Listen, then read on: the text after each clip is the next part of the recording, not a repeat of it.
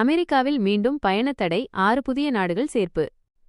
அமெரிக்காவின் தேசிய பாதுகாப்பை பலப்படுத்தும் நோக்கில் அதிபர் டொனால்ட் ட்ரம்ப் அந்நாட்டிற்குள் நுழைவதற்கு தடை விதிக்கப்பட்டுள்ள நாடுகளின் பட்டியலை அதிரடியாக விரிவுபடுத்தியுள்ளார்.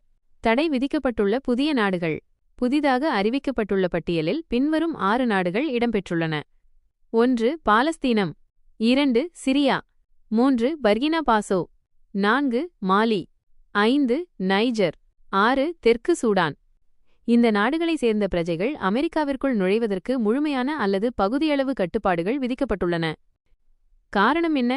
வெள்ளை மாளிகை வெளியிட்டுள்ள அறிக்கையின்படி இந்த நடவடிக்கையின் முக்கிய நோக்கங்கள்: பயங்கரவாத தடுப்பு, வெளிநாட்டு பயங்கரவாதிகள் ஊடுருவுவதை தடுத்தல்; தேசிய பாதுகாப்பு, நாட்டின் பாதுகாப்பிற்கு அச்சுறுத்தலாக விளங்கும் நபர்களை கட்டுப்படுத்துதல்; கண்காணிப்பு, பாதுகாப்பு சோதனைகளை இன்னும் தீவிரப்படுத்துதல். விரிவடையும் பட்டியல். நேற்று டிசம்பர் 16 கையெழுத்திடப்பட்ட இந்த புதிய பிரகடனத்தின் மூலம் பயண கட்டுப்பாடுகள் விதிக்கப்பட்டுள்ள நாடுகளின் எண்ணிக்கை 19 39 ஆக உயர்ந்துள்ளது. இது ட்ரம்ப் நிர்வாகத்தின் மிக முக்கியமான மற்றும் கடுமையான பாதுகாப்பு நடவடிக்கையாக பார்க்கப்படுகிறது.